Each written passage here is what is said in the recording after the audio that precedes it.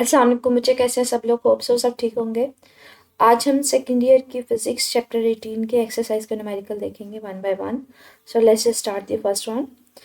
कहते हैं the current flowing into the base of a transistor is 100 microampere. के जो बेस करंट है वो कितनी है? 100 माइक्रोएम्पेयर। तो 100 माइक्रोएम्पेयर आपके पास बेस करंट है। आई बी मतलब बेस करंट है। माइक्रो की वैल्यू बच्चे 10⁻⁻6 अम्पेयर हो जाएगी। आप इसको शॉर्ट भी कर सकते हैं। ये -6 है या 100 है तो माइनस में से 2 ज़ीरो गायब कर दें तो ये 10⁻⁻4 रह जाएगा। क्योंकि बच्चे ये प्लस के ज़ीरोज़ हैं, ये माइनस के, तो आपके पास जो करंट की वैल्यू आ जाएगी 1 × 10⁻⁻4 आ जाएगी। फाइंड इट्स कलेक्टर करंट आपने आई सी फाइंड आउट करनी है, it's ammeter current I E find out करनी है, रेशियो फाइंड आउट करनी है, और आपके पास बीटा गेन की वैल्यू गिवन है that is 100। So let's start कि आप इसको सॉल्व कैसे करेंगे। हम लोगों ने बीटा गेन का ये फार्मूला पढ़ा हुआ है, that is I C over I B. आपने फाइंड आउट क्या करना है? I C beta current, sorry base current आपके पास गिवन है, उसको बीटा गेन के साथ मल्टीप्लाई कर देंगे। यहाँ पे डिवाइड हो रहा है, इधर जाकर मल्टीप्लाई हो जाएगा। बीटा की वैल्यू पुट ऑन करें, बेस करंट की वैल्यू पुट ऑन करें, उसको सॉल्व करेंगे। देखिए बच्चे ये प्लस के ज़ीरोज़ हैं, ये माइनस हो रहा है, तो दो यहाँ से -2 और ख़त्म हो जाएगा, तो बाकी क्या बच जाएगा? 2 ज़ीरोज़ ख़त्म कर देना, -2 बच जाएगा। आप अगर यही हमारे पास कलेक्टर करंट की हमारे पास करंट है, आईसी करंट है, अगर आप यही आंसर लिख दें तो भी ओके है। अगर आप इसको प्रीफिक्स की फॉर्म में लिखना चाहें तो भी ओके है कि आप क्या करें, एक और ज़ीरो इधर ऐड कर दें तो हमारे पास ये आ जाएगा 10⁻⁻3। मतलब इसको वैल्यू को अगर 10 से मल्टीप्लाई और डिवाइड कर देना तो ये आ जाएगा। डिवीजन वाली ऊपर चल जाएगी, माइनस में हो जाएगी, और मल्टीप्लिकेशन में तो ये आ जाएगी। तो ये आप इसको लिख सकते हैं 10 मिली एम्पेयर। तो अगर आपको ये नहीं करना आ रहा तो आप सिंपली ये वाला आंसर भी लिख सकते हैं। नेक्स्ट हमारे पास क्या होती है? हमारे पास होती है जो टोटल एमिटर करंट होती है बच्चे, वो बेस करंट का और कलेक्टर करंट का सम होती है। बेस करंट हमें ऑलरेडी पता थी, कलेक्टर करंट अभी हमने फाइंड आउट की। तो आप दोनों की वैल्यूज़ को पुट ऑन करें। दोनों की वैल्यूज़ मैंने ऐड कर दिया, तो हमारे पास क्या आ गया कि आपके पास दोनों को ऐड कर दिए। एक चीज़ याद रखिएगा, दोनों को ऐड करने के लिए हमेशा क्या होना ज़रूरी है? इन दोनों की पावर्स का होना सेम होना ज़रूरी है। तो आप क्या करेंगे, इसकी पावर को जो है ना, इसको कम कर लीजिएगा। मतलब इसको 1 को 100 से डिवाइड कर देंगे तो यहाँ पे भी 10⁻⁻2 आ जाएगी, यहाँ पे भी 10⁻⁻2 आ जाएगी। तो उसको कॉमन लेके इसको सॉल्व कर सकते हैं, या फिर आप इसको डायरेक्टली वैल्यूज़ को जो है ना कैलकुलेटर के ऊपर राइट डाउन करके आंसर फाइंड आउट कर सकते हैं। तो हमारे पास आ जाएगा 10.1 मिली एम्पेयर। आपके पास रेशियो आपने फाइंड आउट करनी है collector current over ammeter current. तो हमारे पास वैल्यूज़ दोनों की पुट ऑन कर दें, कलेक्टर करंट की और अमीटर करंट की, तो आपके पास आंसर ही आ जाएगा। मेक श्योर करना है बच्चे आंसर आपके पास, अगर आप मिली एम्पेयर में नहीं भी लिखना चाह रहे, खाली एम्पेयर में लिखना चाह रहे हैं तो भी ओके है, ठीक है। मतलब फॉर एग्जांपल अगर इसकी मैं मिली में नहीं जाती वैल्यू, तो इसकी वैल्यू होगी 1 × 10⁻² एम्पेयर होगी, ठीक है। तो आप को नहीं करना आ रहा तो सिंपली जो चीज़ों को ऐड करके कैलकुलेटर के थ्रू जो भी आंसर आ रहा है उसको राइट डाउन कर सकते हैं। नेक्स्ट बच्चे ये जो सेकंड न्यूमेरिकल है इसको स्किप करेंगे क्योंकि ये डायग्रामेटिकल है, क्वाइट कम्प्लेक्स है, तो इसको स्किप करते हैं क्योंकि 3 नंबर के न्यूमेरिकल में इतने कम्प्लेक्स न्यूमेरिकल्स नहीं पूछे जाते। थर्ड न्यूमेरिकल को भी हम स्किप करेंगे, नेक्स्ट न्यूमेरिकल पे चलते हैं। 18.4 को देख लेते हैं। ये बच्चे थोड़ा सा हमारे पास थोड़ा सा आसान न्यूमेरिकल है। सो लेट्स जस्ट से see calculate the output of the operation amplifier circuit. आपके पास ये बना है, यहाँ से आपने ऑपरेशन एम्पलीफायर की आउटपुट फाइंड आउट करनी है। आपके पास ये देखिए ये सर्किट डायग्राम है। आपने ऑपरेशन एम्पलीफायर का इन्वर्टिंग और नॉन इन्वर्टिंग वाला जो है ना वो टॉपिक पढ़ा होगा आपके पास। इसको सबसे पहले तो डाटा नोट डाउन करते हैं। ये सपोज करें मैं इसको 3 रजिस्टेंसेज इसमें गिवन है, मैं इसको जो ये वाली रजिस्टेंस है इसको लेट्स से 1 का नाम दे देती हूँ। 10 किलो ओम, किलो की वैल्यू पुट ऑन कर दे 10⁻3, इसको मैं R2 का नाम दे देती हूँ। सेकंड रेजिस्टेंस 4 किलो ओम, 4 × 10⁻3 ओम, ये थर्ड रेजिस्टेंस है, इसको R3 बोल देती हूँ।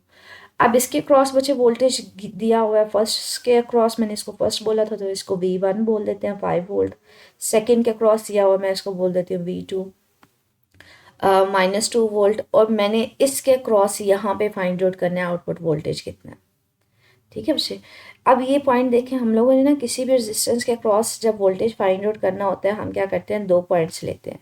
फॉर एग्जांपल अगर मैंने इसके अक्रॉस वोल्टेज लेना है ना, तो मैं पोटेंशियल डिफरेंस लेती हूँ, एक ये पॉइंट ले लेती हूँ, एक ये पॉइंट, ठीक है। तो यहाँ पे पोटेंशियल माइनस यहाँ पे पोटेंशियल, सेम केस यहाँ पे भी इस तरह से लूँगी।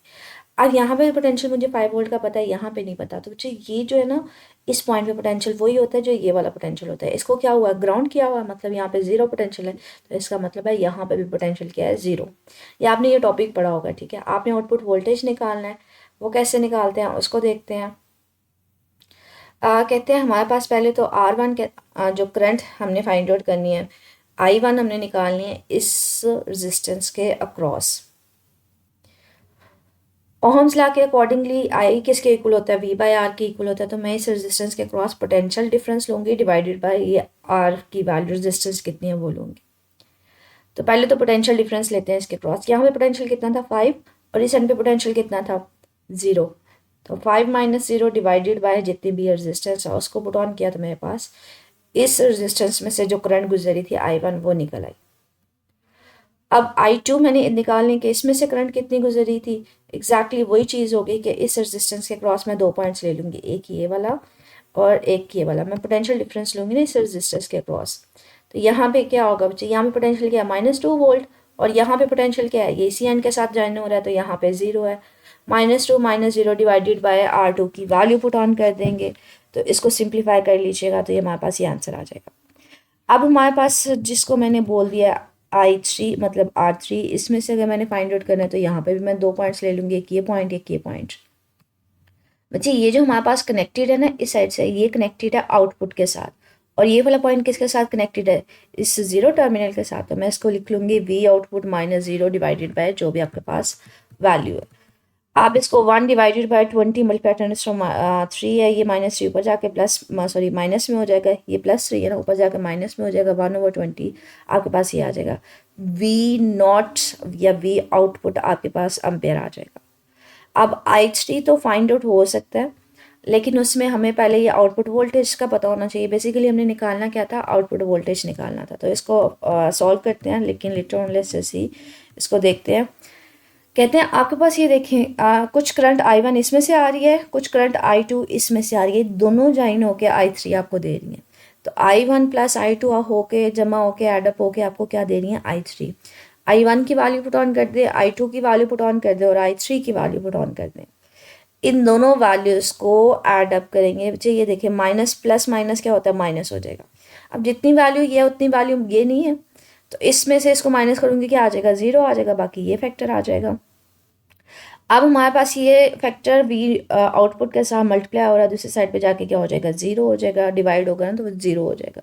तो इसका मतलब है यहाँ पे हमें किसी किस्म की आउटपुट ऑब्टेन्ड नहीं हो रही। नेक्स्ट न्यूमेरिकल पे चलते हैं।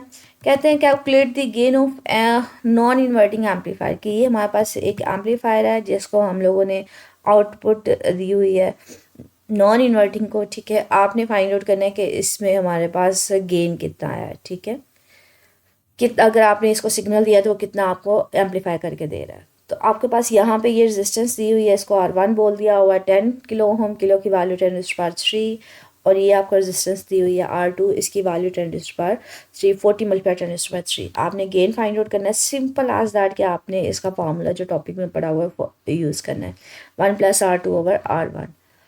दोनों की वैल्यूज़ पुट ऑन करें, उसको सिंप्लीफाई करें, ये 10⁻3 के साथ ख़त्म हो जाएगा, 40 को 10 से डिवाइड करेंगे 4 आ जाएगा, तो आपके पास जो गेन की वैल्यू वो कितनी आ जाएगी, 5 आ जाएगी। और ये लास्ट न्यूमेरिकल, अच्छा ये वाला न्यूमेरिकल अक्सर बुक्स में गिवन है, की बुक्स में अक्सर में नहीं गिवन, तो इसको कर लीजिएगा, एक जस्ट रफ सी प्रैक्टिस और कुछ नहीं है। Calculate the gain of an amplifier in which collector resistance is 5 kilo ohm. मतलब आपके पास जो RC है वो 5 किलो ओम गिवन है, किलो की वैल्यू 10⁻3 है ohm. The input resistance between the base and emitter वो हमने पढ़ा हुआ है, उसको RI से रिप्रेजेंट करते हैं, वो कितनी गिवन है, 2.5 किलो ओम। किलो की वैल्यू पुट ऑन कर दें, बीटा गेन भी आपके पास गिवन है। आपने फाइंड आउट क्या करना है, आपने गेन ऑफ एम्पलीफायर मतलब कैपिटल A फाइंड आउट करना है। तो इसका फार्मूला भी हमने पढ़ा हुआ है ट्रांजिस्टर एज एन एम्पलीफायर का, तो उस फार्मूले में सारा कुछ गिवन है, बीटा भी गिवन है, आर सी भी गिवन है, इन सब की वैल्यूज़ पुट ऑन करें, सॉल्व करेंगे तो मुझे आपके पास आंसर आ जाएगा। ये नेगेटिव साइन सिर्फ शो कर रहा है कि आप इसको जो रिजल्ट आएगा 180 के फेज शिफ्ट के साथ आ जाएगा। न्यूमेरिकल से मुझे स्टिल कुछ पूछना हो तो कमेंट सेक्शन में पूछ लीजिएगा। ओके, अल्लाह।